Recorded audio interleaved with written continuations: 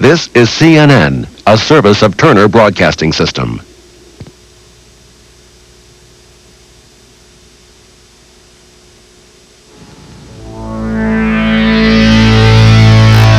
Live from Washington, Crossfire.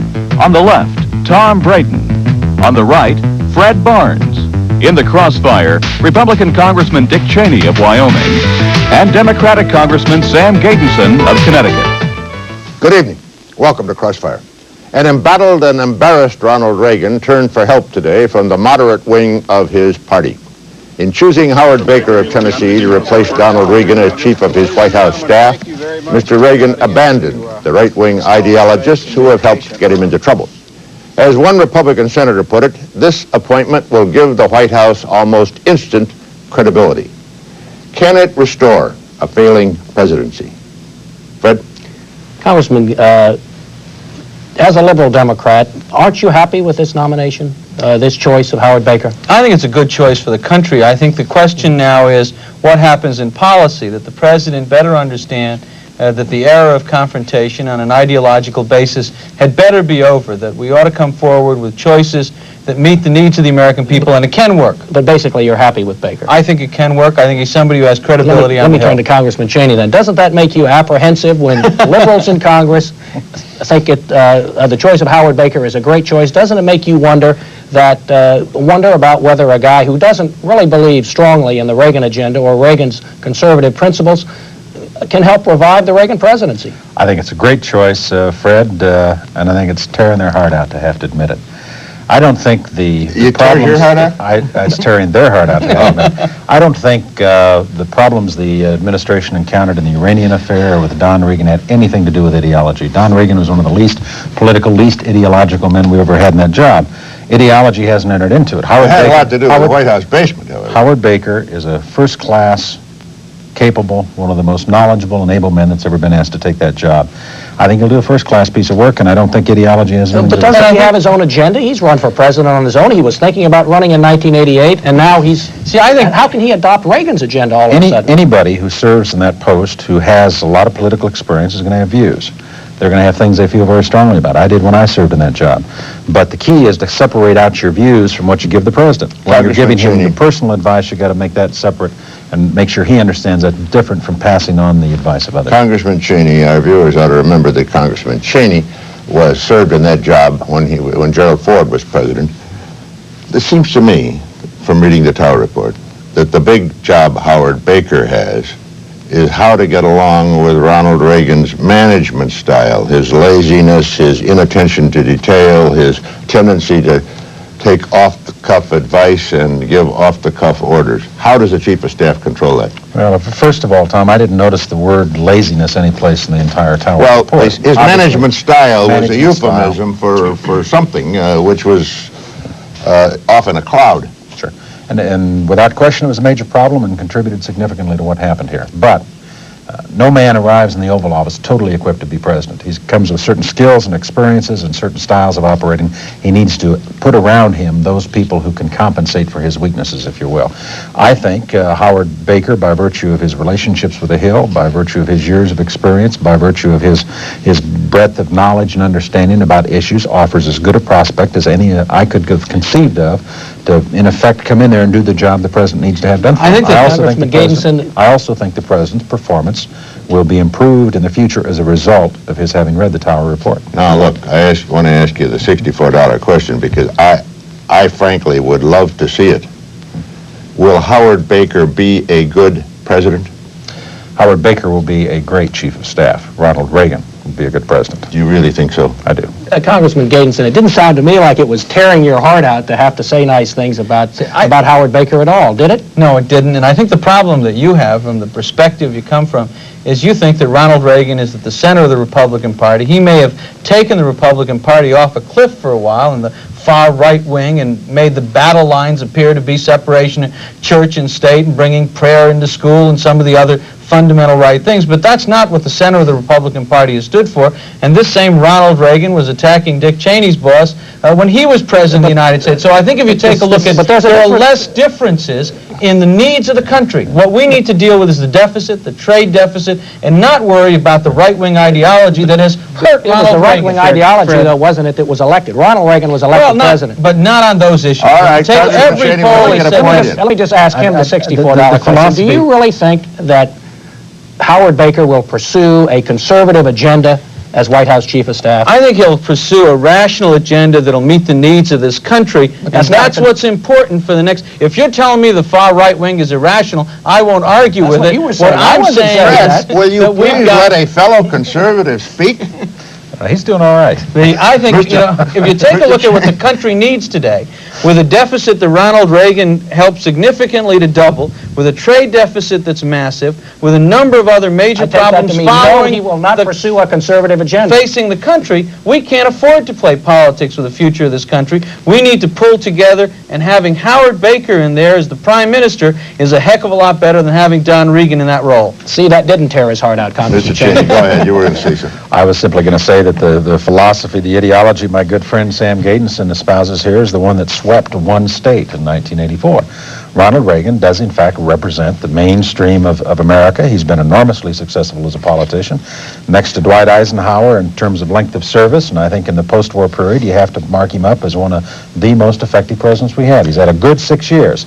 The last few months have been very rocky. No question about it. The Iranian affair has been a major blow to his administration, but with the appointment of Howard Baker and Frank Carlucci, and if he will take the Tower Commission report to heart and act on it, there's no reason the world let me ask you about can't be very good Frank years. Carlucci, we've got a new National Security Council director. We have a new chief of staff. Is that enough? Are you, as an embarrassed Republican, do you think that the White House is now in perfect shape? I think the White House is generally in good shape. My guess is Baker will want to make some changes. He ought to have that prerogative internally. I think the key question, though, it isn't just a matter of who he appoints. It isn't just a matter of what he says in his speech next Wednesday. It's a matter of what he does as president. It's a question of whether or not he's going to resolve some of the conflicts, for example, between Weinberger and Schultz that have existed out there for years, get them into the Oval Office, get those problems sorted out, make some decisions, and impose policy. He either has to do it himself or have somebody else do it. Congressman Cheney, one of the points that has bothered me, maybe you know it, who wrote the speech of November in which Ronald Reagan told at least 3 major lies to the American people? Well, first of all, I don't know who specifically wrote it, Tom, but there's no question but what, at the time it was prepared, and the president had no knowledge, for example, of the diversion of funds to the Contras. There's no evidence of that. It had not yet been announced. Well, that wasn't in the speech. It was not in the speech. He had knowledge of what was in the speech. There were clearly staff people in the White House who had that knowledge and didn't share it with the president, and obviously they're gone now. Well, doesn't the speechwriter go and say to the staff, now look, are you sure this is right, this is right, this is right? Tom, I was down there 2 days before the speech was given for a briefing by the president and the NSC in the Situation Room with 3 other congressional leaders. And John Poindexter sat there at that time and let the whole presentation go forward for over 2 hours with major gaps in it that it turns out he knew all about. He just simply had not shared them with other members of the NSC and chose not to share them with Congress at that time. I understand the problems the president ran into early on, but I think he's moved aggressively to correct them. Let me ask you all something that I've never been able to figure out the answer to, and that is why you all on Capitol Hill hated Donald Regan so much. Is it because he wasn't a politician and he was someone who, I guess, made it clear that he didn't think members of Congress were all that important in the scheme of things? I think maybe your problem is that you're sitting back in your editorial rooms trying to figure out what makes good copy. We are worried about how we run this country, and I think that Donald Regan didn't help that process. You might wish to do away with the United States Congress, but it exists. And for a government in this country to operate, you need the Congress to be able to work with the president. Donald Regan didn't not only facilitate that, he didn't facilitate the proper operation of the White House. If you want to defend him, you may be the last man in America to do so. And as far as the ideological agenda, Ronald Reagan got elected talking about taking back the Panama Canal. Well, we're not going to spend the next 2 years fighting about what happens to the Panama Canal. We're going to worry about trade. We're going to worry about the economy. Those are the things we're going to focus on. And I know it's hard for my colleague here, who is a good, decent, moderate Republican, to be critical of his president, and I applaud his courage in what he's done in recent weeks, because I think responsible leaders like my friend here have played an important role in getting this president to understand he's in trouble. Well, Congressman Cheney, does it bother you at all as a member of the party that's in power? Does it bother you that it took the president's wife to get rid of this fellow we're talking about? Well, it bothers me that Sam's praising me. It makes me very nervous. But I think Mrs. Reagan has always played a significant role in the president's political career. I frankly find her advice to be generally pretty good, and somebody he listens to. And I think I don't find anything unusual about that. But doesn't it make Ronald Reagan appear as a follower and not a leader if she's telling him what to do? No, I just don't buy that, Fred. I think when you get a man in the Oval Office, you don't disconnect him from all of those important family and personal relationships that have been part of his life. He's always trusted her and always relied upon her. She's a good judge of people. Jerry Ford used to listen carefully to Betty Ford when she expressed an opinion. She didn't do it very often, but when she did, it carried great weight. All right, we'll let you have your expression of opinion when we get back. We're going to take a break for a commercial. We'll be back right after this.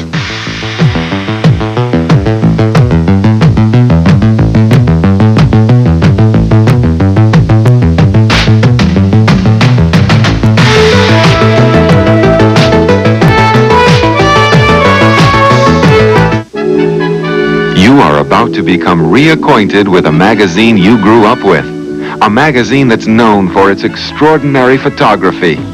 A magazine about people, about history and the future, about laughter and pain, and growing up and growing old. A magazine, in short, about life. Now this is a magazine. I know it's silly, but sometimes the stories make me cry. Life is like no other magazine. Bigger, richer, witty, and surprising. Brimming with life month after colorful month. Life's photos, they get to me. No, I save them. Life's a keeper. All it takes to have this remarkable magazine delivered to your home for the next 12 months is just 4 easy payments of $7.97 each. What's more, your subscription includes the Year in Pictures, life's annual review of the people, the events, the memorable images of the past year, and life's historic special issue, We the People, about the one document that touches the lives of every American, the U.S. Constitution.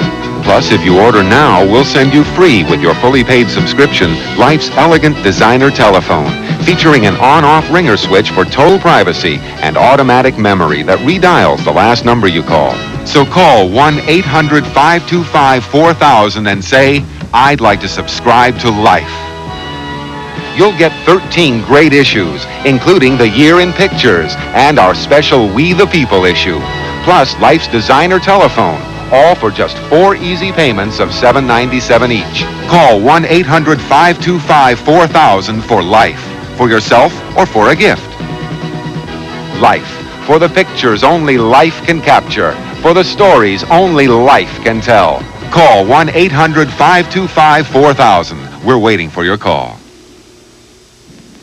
Welcome back to Crossfire, and our guests, Congressman Sam Gejdenson of Connecticut, a member of the House Foreign Affairs Committee, and Congressman Richard Cheney, Republican of Wyoming, former Chief of Staff, Chief of the White House staff when Gerald Ford was president.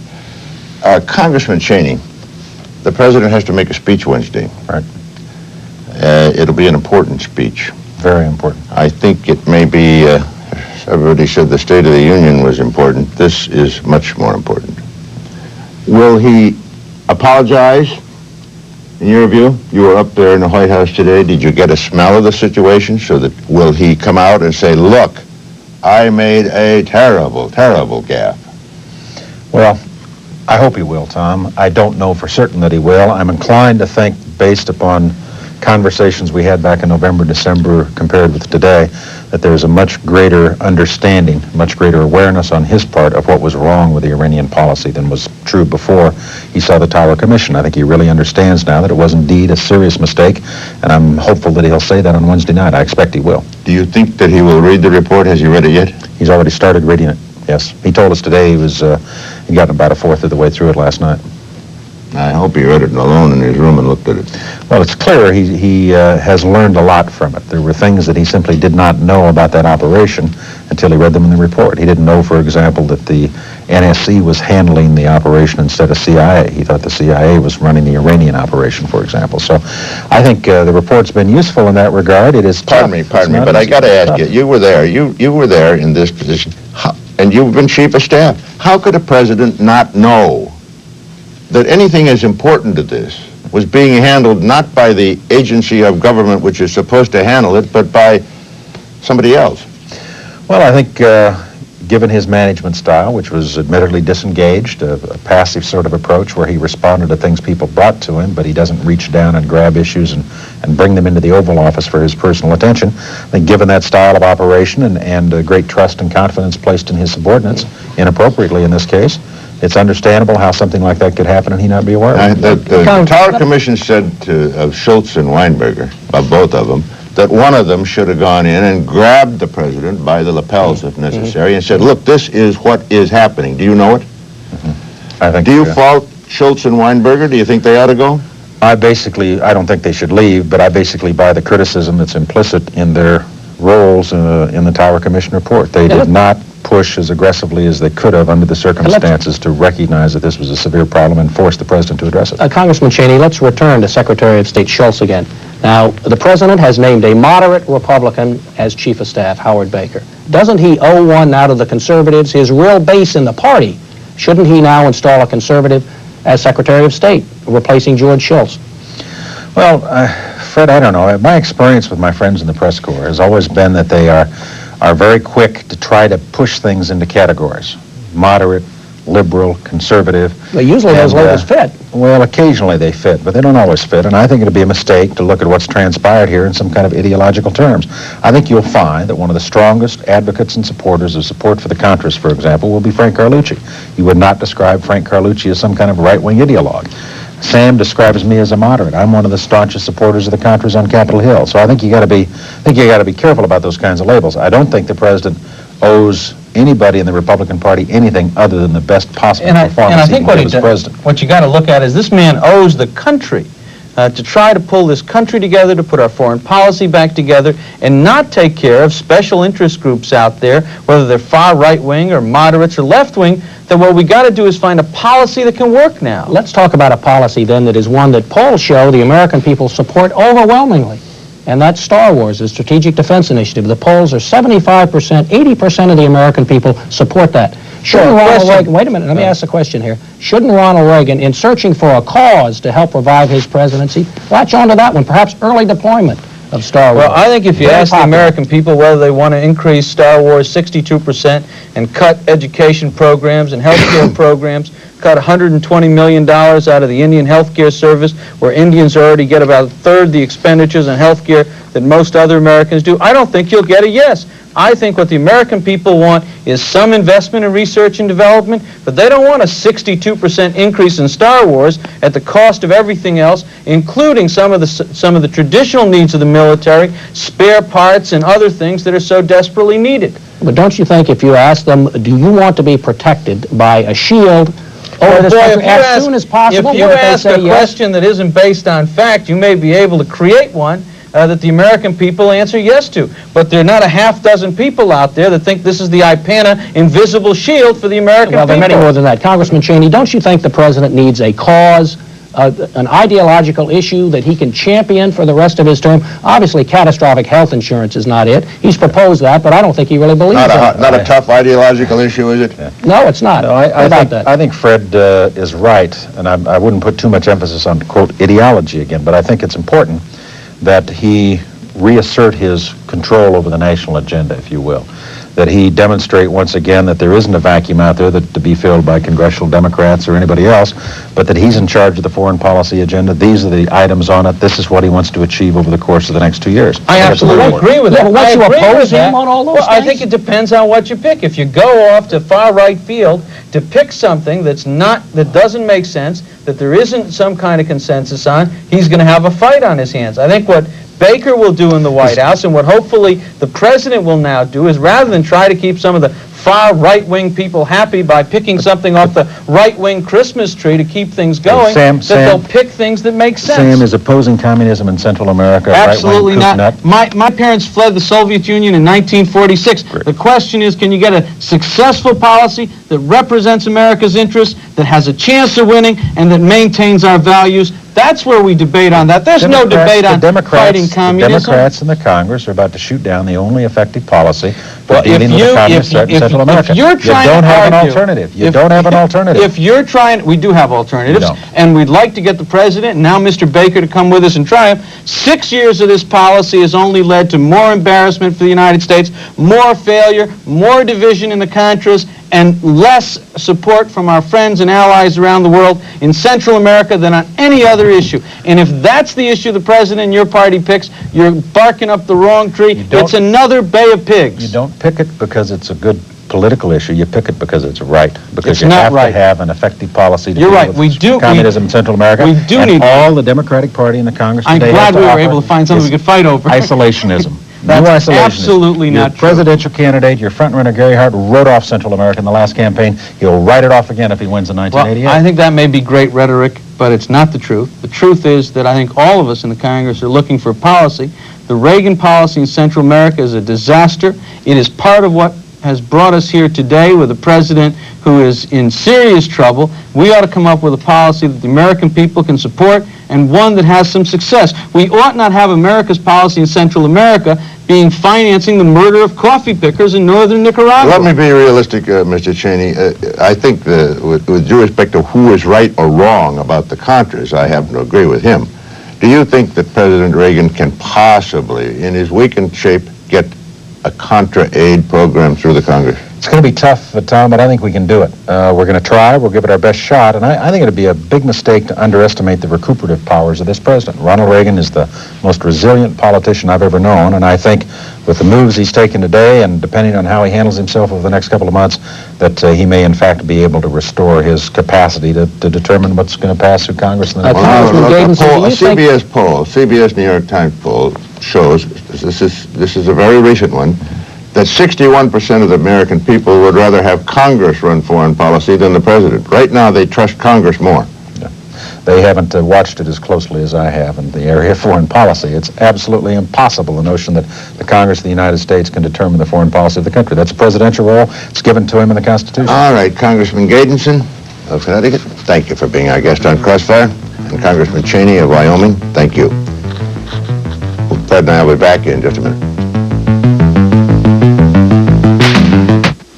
Right now, Time magazine has good news for everyone who's ever wanted to make an important phone call, but couldn't find the number. Because if you order Time now, you'll get a free gift with your paid subscription. Time's exclusive phone file. It's a combination telephone and flip file directory to keep your phone numbers where they belong, with a phone. So instead of having to reach for a number, write it down. Oh, here it is. You just reach for the phone and the number's right there. With Time's gift, you can have all your numbers in one place. And with Time magazine each week, you can have the whole world in one place. Fascinating, exciting, entertaining, and informative. Time reaches to the heart of events and brings them home to you with a superb writing and photography that makes the experience of Time unique. And now it can be yours for almost half off the cover price. And with a thank you gift, that means you'll never have to look high and low for a phone number. Instead, it'll always be at your fingertips. Time even makes it easier for you to call with push-button dialing. It has call muting for privacy and automatic redial. There's a handy pen and pencil holder, an area code directory, even a built-in clock. It's a Time magazine exclusive, and it's yours free when you subscribe for 30 weeks of Time at nearly half off the cover price, payable in 3 easy installments of just $9.79 each. And all you have to do is call our toll-free number. What's the number? 1-800-525-5800. Got it. And with your paid subscription, you'll get Time's unique phone file free. So call now. What was that number again? It was... That's 1-800-525-5800. It's the most practical telephone ever invented. And it's part of Time's best offer ever. So don't miss it. You'll never lose a phone number again. Now, brilliant nail colors for today's new fashions. Leave press-on nails in 18 deep, rich, dimensional colors. Cotton candy. Sample it. Opal mist. Mysterious. Leave press-on nails. 18 great nail colors you just press on with undreamed-of ease.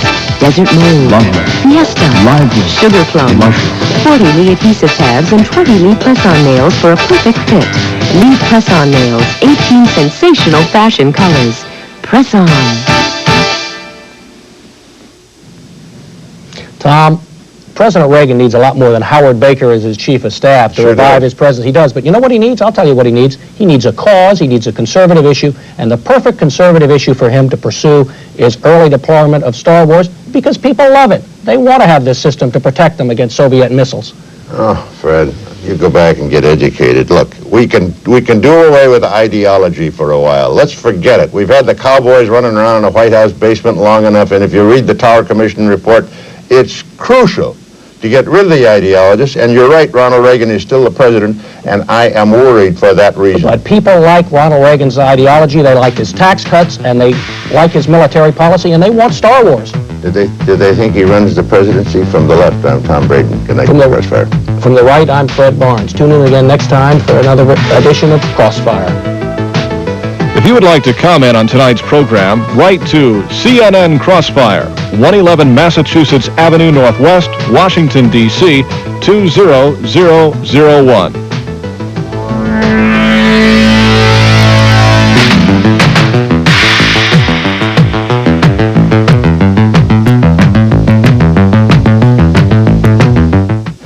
It's 26 minutes past the hour. Good morning. I'm Susan Rook with the news update. Former Senator Howard Baker has a busy weekend ahead of him. Baker is replacing Donald Regan as White House Chief of Staff. President Reagan made the appointment yesterday, but reportedly offered Baker the job just hours after the Tower Commission report was released Thursday. That report blamed Regan for chaos in the White House after the Iran arms scandal broke. Most Republicans and Democrats are praising Baker's appointment, saying he brings instant credibility to the White House. A French court just convicted Lebanese terrorist George Abdallah. He is convicted of orchestrating the murders of an American and an Israeli diplomat. The prosecutor had pleaded for a light sentence to avoid possible terrorist reprisals, but the 7-judge panel sentenced Abdallah to life in prison. In Miami, 1 suspect is dead and 2 police officers wounded this morning following a shootout during a drug sting. Last night, the suspect attempted to buy crack cocaine from undercover officers. The shootout started when the suspect tried to drive away, running over 1 officer and striking 3 others. 1 officer is in critical but stable condition. The others received less serious injuries. Residents along the northeast coast of Florida are wrestling with a major oil slick this morning. The slick extends up to 30 miles long and has prompted Florida's governor to declare a state of emergency. The oil came from a freighter that had ruptured its fuel tanks. New snow is expected from the Dakotas to the Carolinas today. That's because of a huge winter storm that's moving out of the west and covering almost everything with snow as it heads east. Up to 2 feet of snow fell on the Dakotas and other parts of the nation's midsection yesterday. Snow also covered parts of New Mexico, Colorado, and Arizona.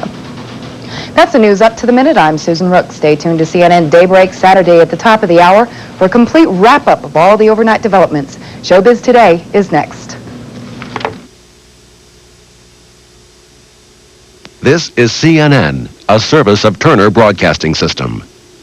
Guess who's going to land the sexiest man alive? Pam Dauber. And this week's People tells about Pam and her life before Mark Harmon. People celebrates people, like Fergie's crowning achievement as world's first Flying Duchess. Then People brings you Oliver Stone, writer-director of the ultimate war movie, Platoon. Plus, Lenin's Assassin, Part 2. How to order this 120-page Hollywood history issue, and so much more. Week after week, People celebrates people. This week, The Secret Life of Pam and Mark. Superstation WTBS proudly presents a glorious celebration of the American spirit. They came to this country in search of a new beginning. Their pride, ambition. I'm going to have it all, Jake. And lust for power. I want to be the first immigrant to be elected to the state senate. Will make them or break them. It's not such a terrible price to pay, Marco. For all this. Faye Dunaway and Richard Burton in his final performance, Ellis Island, 8:05 Eastern on the Superstation, beginning Monday night.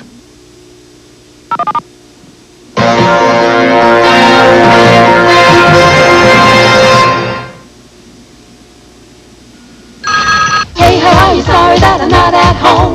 But when I get the message on my telephone, you'll be the first one on my list. Crazy Calls, a tape of 7 different songs and funny recordings for answering machines. I am very sorry that I'm not at home to take your call. Only $14.95. When I will get right back to you. Leave your message. Leave your message at the tone. Give someone the gift of gab for their answering machine. Calling a friend. What you've actually done is bought a one-way ticket to the answering machine zone. Nobody's home. Nobody's home. I'm glad you called, but I'm not home. But I'll be back before too long. You gotta Crazy Calls, a tape of 7 different songs and funny recordings for only $14.95. wait for the beat. You gotta leave your name. You gotta leave your number. To order? Wait for the beat. Call 1-800-257-1257.